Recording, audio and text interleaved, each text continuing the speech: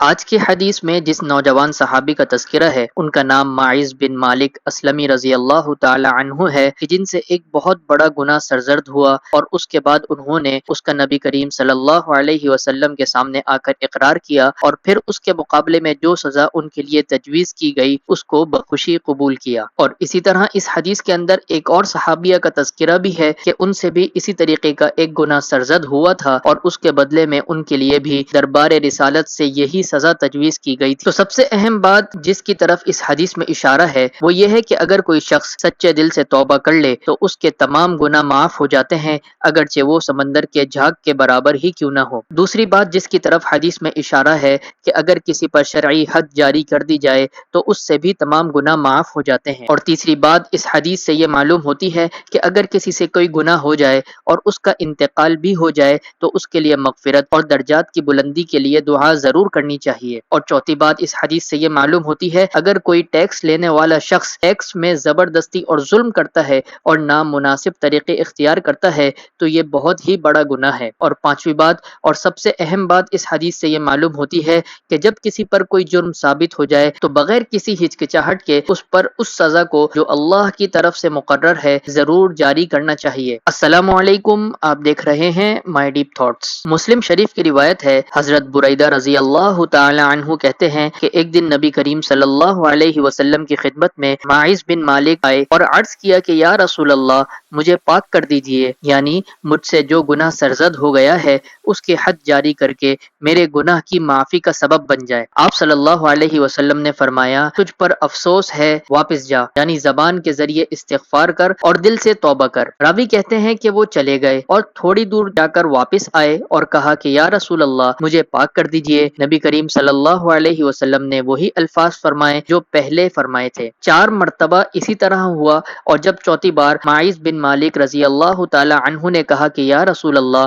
مجھے پاک کر دیجئے تو رسول اللہ صلی اللہ علیہ وسلم نے اس سے فرمایا کہ میں تجھے کس چیز سے اور کس وجہ سے پاک کروں؟ اس نے کہا کہ حد جاری کر کے زنا کے گناہ سے مجھے پاک کر دیجئے۔ حضرت صلی اللہ علیہ وسلم نے پوچھا کیا اس نے شراب پی رکھی ہے؟ یہ سن کر ایک شخص کھڑے ہوئے اور ان کے منہ کو سونگا تاکہ معلوم ہو جائے کہ اس نے شراب پی ہے یا نہیں، لیکن شراب کی بو نہیں پائی گئی۔ حضرت صلی اللہ علیہ وسلم نے پھر معاذ سے پوچھا کیا واقعی تو نے زنا کیا ہے؟ اس نے کہا کہ ہاں۔ اس کے بعد حضرت صلی اللہ علیہ وسلم نے ان کو سنسار کیے جانے کا حکم دیا، چنانچہ اس کو سنسار کر دیا گیا۔ 2 یا 3 روز اسی طرح گزرے، یعنی مجلس نبوی میں معاذ کی سنساری کے بارے میں 2-3 دن تک کوئی تذکرہ نہیں ہوا، اور پھر ایک دن رسول کریم صلی اللہ علیہ وسلم تشریف لائے تو فرمایا کہ تم لوگ معاذ کے درجات کی بلندی کے لیے دعا کرو، بلا شبہ اس نے ایسی توبہ کی ہے کہ اگر اس کے ثواب کو پوری امت پر تقسیم کیا جائے تو وہ سب کے لیے کافی ہو جائے گا۔ پھر اس کے بعد ایک دن ایک عورت جو قبیلہ اسد کے خاندان غامد سے تھی، اس نے حضرت صلی اللہ علیہ وسلم کی خدمت میں حاضر ہوئی اور عرض کیا کہ یا رسول اللہ مجھے پاک کر دیجئے۔ حضرت صلی اللہ علیہ وسلم نے فرمایا تجھ پر افسوس ہے، واپس جا اور اللہ تعالی سے استغفار کر۔ اس عورت نے عرض کیا کہ کیا آپ چاہتے ہیں کہ جس طرح آپ نے معاذ بن مالک کو پہلی دفعہ واپس کر دیا تھا اسی طرح مجھ کو بھی واپس کر دیں؟ اور درہا حال ہے کہ میں وہ عورت ہوں جو زنا کے ذریعے حاملہ ہوں، لہٰذا اس اقرار کے بعد میرے انکار کی کوئی گنجائش نہیں تھی۔ حضرت صلی اللہ علیہ وسلم نے فرمایا کہ تو، یعنی حضور پاک صلی اللہ علیہ وسلم نے اس کے اقرار زنا سے رجوع کرنے کا ایک موقع دیا اور فرمایا کہ یہ تو کیا کہہ رہی ہے، کیا زنا کے ذریعے حاملہ ہے؟ اس عورت نے اس کے باوجود اپنے اقرار پر اصرار کیا اور کہا کہ ہاں۔ آپ صلی اللہ علیہ وسلم نے فرمایا اچھا تو اس وقت تک انتظار کر جب تک تو اپنے بچے کی ولادت سے فارغ نہ ہو جائے۔ راوی کہتے ہیں کہ حضرت صلی اللہ علیہ وسلم کے اس ارشاد کے بعد ایک انصاری نے اس عورت کی خبر گیری اور کفالت اس وقت تک کے لیے ذمہ لے لیا جب تک کہ وہ ولادت سے فارغ نہ ہو جائے، اور پھر کچھ عرصے کے بعد اس شخص نے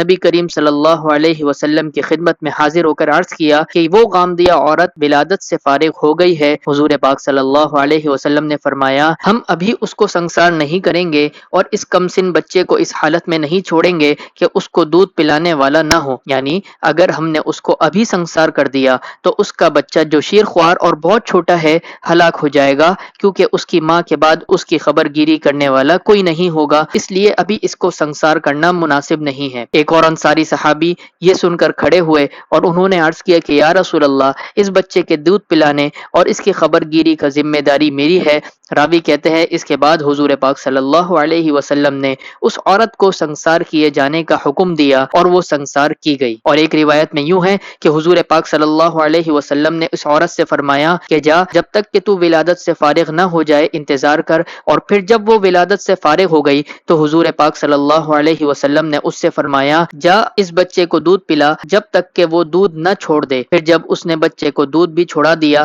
تو اس بچے کو حضور کی خدمت میں لے کر حاضر ہوئی۔ اس وقت اس بچے کے ہاتھ میں روٹی کا ٹکڑا تھا اور اس نے عرض کیا کہ یا رسول اللہ، میں نے اس بچے کا دودھ چھوڑا دیا ہے، یہ اب روٹی کھانے لگا ہے۔ حضور پاک صلی اللہ علیہ وسلم نے اس بچے کو ایک مسلمان کے حوالے کیا اور اس عورت کے لیے حکم فرمایا ایک گڑھا کھودا جائے جو اس کے سینے تک ہو۔ جب اس کے سینے تک گڑھا کھودا گیا، آپ صلی اللہ علیہ وسلم نے اس کو سنسار کرنے کا حکم دیا اور اس کو سنسار کیا گیا۔ اور اس سنساری کے دوران جب حضرت خالد بن ولید نے ایک پتھر اس کے سر پر مارا اور اس کے سر کا خون حضرت خالد کے منہ پر آ کر گرا تو حضرت خالد اس کو برا بھلا کہنے لگے۔ حضور پاک صلی اللہ علیہ وسلم نے فرمایا کہ خالد، اس کی بخشش ہو چکی ہے، اس کو برا بھلا مت کہو، قسم ہے اس ذات کی جس کے ہاتھ پہ میری جان ہے، اس عورت نے ایسی توبہ کی ہے کہ اگر یہ توبہ ٹیکس لینے والا کرے تو اس کی بھی مغفرت اور بخشش ہو جائے۔ اس کے بعد حضور پاک صلی اللہ علیہ وسلم نے لوگوں سے اس کی نماز جنازہ پڑھنے کا حکم دیا، چنانچہ نماز جنازہ پڑھی گئی اور اس عورت کو دفن کیا گیا۔ آج کی ویڈیو کو ہم یہیں پر ختم کرتے ہیں۔ جنت میں جانے والے آخری شخص کے متعلق مفصل قصہ نبی صلی اللہ علیہ وسلم نے اپنی حدیث میں ذکر کیا ہے، جس کو ہم نے اپنی ایک ویڈیو میں جمع کیا ہے، اس کو جا کر ضرور دیکھیے۔ امید کرتے ہیں آپ کو ہماری ویڈیو ہمیشہ کی طرح ضرور پسند آئی ہوگی۔ اگر پسند آئی ہے تو ضرور لائک شیئر کریں اور کامنٹ کر کے بتائیں کہ آپ کو ہمارا کام کیسا لگا، اور اگر آپ نے ابھی تک ہمارے چینل کو سبسکرائب نہیں کیا ہے تو ابھی سبسکرائب کر لیں۔ ملتے ہیں اگلی ویڈیو میں، تب تک کے لیے اللہ حافظ۔